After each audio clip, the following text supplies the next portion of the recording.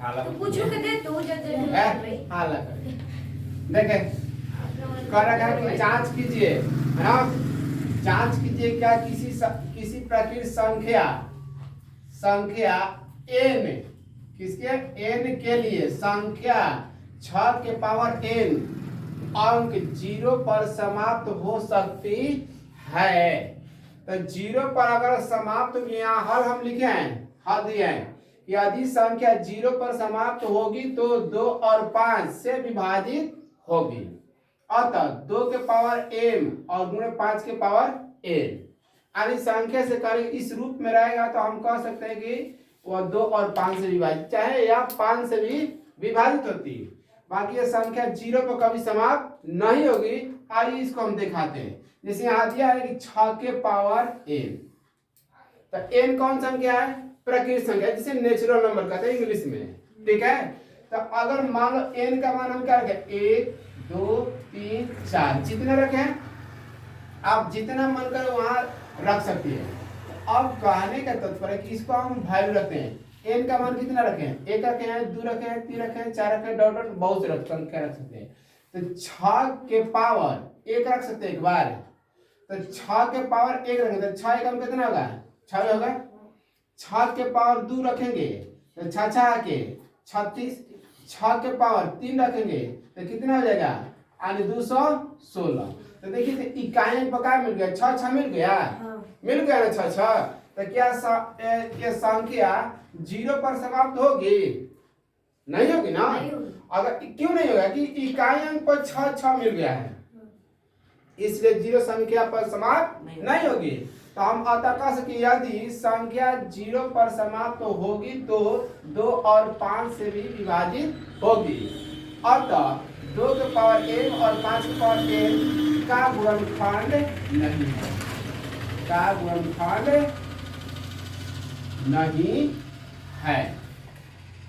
अतः चाहे पुनः ले सकते हैं, पुनः 6 के पावर n बराबर गुणनखंड 2 और 3 है ना। पुनः क्या है? 6 के पावर n का गुणनखंड 2 और 3 है। कारण से 2 और 3 को तोड़े हैं तब 6 मिला है जी। इसलिए हम कह सकते हैं कि वो संख्या 0 पर समाप्त नहीं होगी।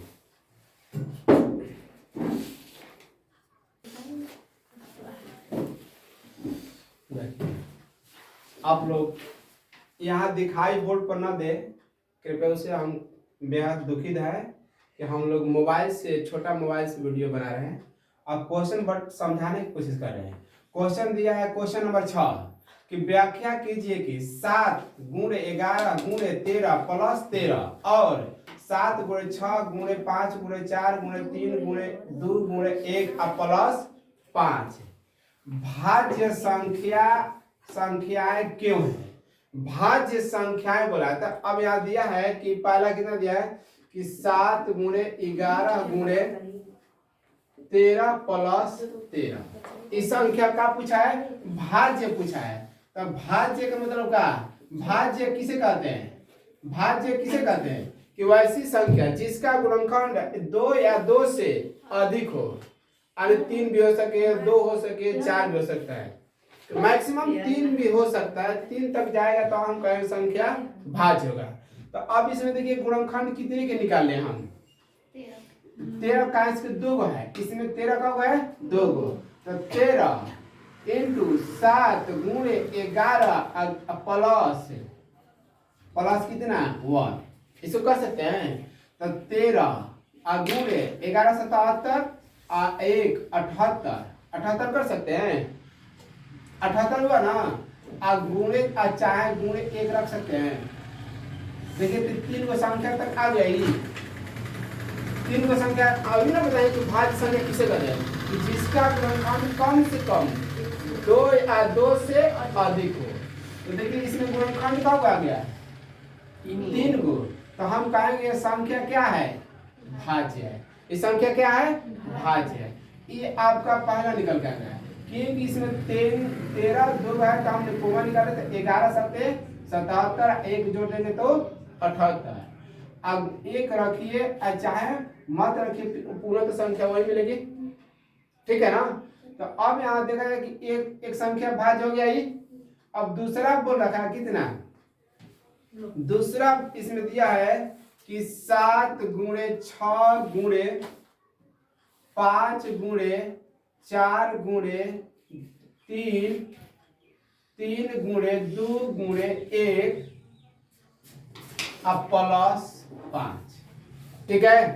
तो अब इसको जब दे दिया है तो इसको भी हल कर लेते हैं यहाँ पर, जैसे यहाँ भी इसको भी हल कर लिया हमने कि तो अब इसमें कॉमन कितना है, कॉमन 5 का है, कारण से यहाँ भी 5 है और यहाँ भी 5 है।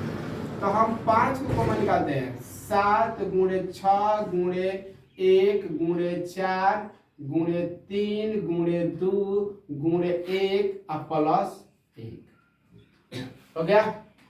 तो अब देखिए 7 छके 42, 4 3 12 और 12 दूने के 24, तो 5 गुणे 42 और गुणे 24 आया ना, 24 गुणा कर दीजिए।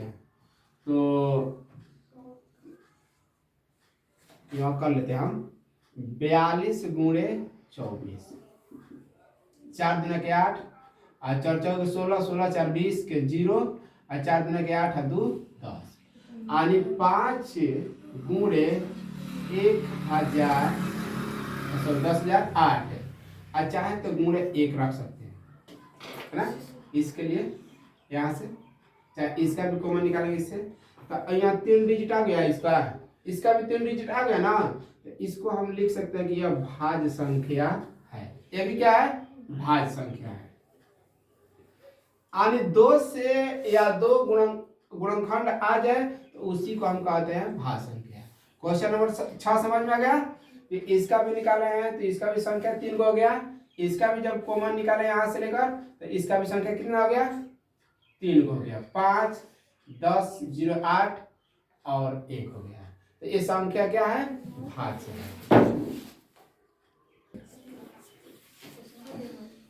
कर रखा है कि क्वेश्चन नंबर 7, क्वेश्चन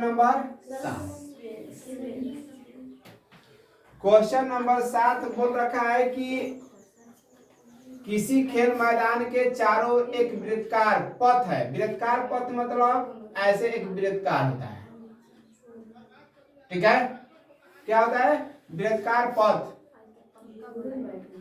इस मैदान के एक चक्कर लगाने में सोनिया जो है, कौन है, सोनिया कितना लेती है, 18 मिनट लेती है। कम मिनट, 18 मिनट। जबकि इसी मैदान को एक चक्कर लगाने को रवि 12 मिनट लगाते हैं। मान लीजिए वे दोनों एक ही स्थान और एक ही समय पर चलना प्रारंभ करें, एक ही दिशा में चलते तो कितने समय बाद पूर्व प्रारंभिक बिंदु पर आकर मिलेंगे। जैसे मान लो यहाँ से सोनिया चलना शुरू कर दी तो ये 18 मिनट ले रही है, और यहीं से कौन, रवि चलना शुरू करता है। रवि तो कितने मिनट लेता है, 12 मिनट। तो अब बताइए कि दोनों एक ही दिशा में चलता है। मान लो इधर सोनिया चलती है तो इधर भी रवि भी चलता है, ठीक है ना। रवि इसी दिशा में चलता है, तो दोनों एक ही प्रारंभिक बिंदु पर कितने देरी के बाद पुनः एक साथ मिलेंगे। तो हम सबसे पहले 2 पीढ़ी से बनाएंगे इसको, एलसीएम निकालेंगे। इसका एलसीएम निकालेंगे कैसे, एलसीएम पहले 18 और 12 को देखते हैं, ठीक है। दोनों विधि दिखाएंगे। 18 को पारा पढ़ेंगे तो 18 एकम 18, 18 दुना के 36, 18 तिहाई 54, 18 चौके 72, ऐसे लिखते जाएंगे। फिर 12 एकम 12, 12 दुना के 24, 12 तिहाई 36, 12 चौके 48, 12 पचे 60, 12 छके 72, ऐसे लिख देंगे ना। तो सबसे पहले संख्या देखिए इसमें कौन मिल रहा है, सबसे पहली संख्या कौन मिला है, 72 मिला है। 36, तो इसका सबसे पहला एलसीएम कौन हो जाएगा, 36 हो जाएगा। तो ये तो हमने किसके माध्यम से, अरे पहाड़े के माध्यम से, गुणज के माध्यम से दिखा दिए। अब गुणनखंड के माध्यम से ना, इसका एलसीएम कितना हो जाएगा, 36।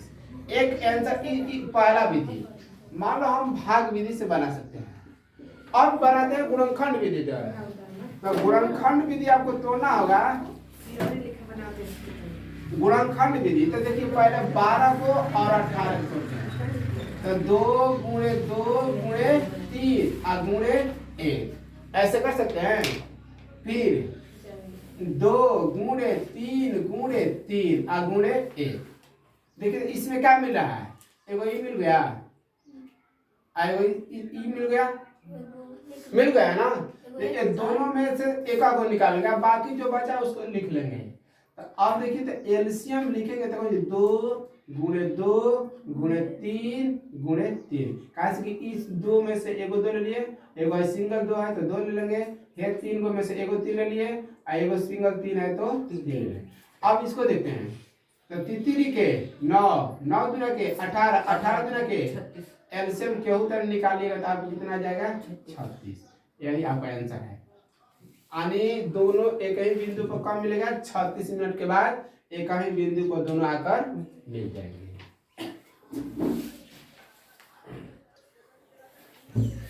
और एक्सरसाइज 1.2 का क्वेश्चन नंबर सभी सॉल्व कर दिए। अगर वीडियो अच्छा लगा होगा तो आप इसको ज्यादा से ज्यादा सब्सक्राइब जरूर करें। धन्यवाद।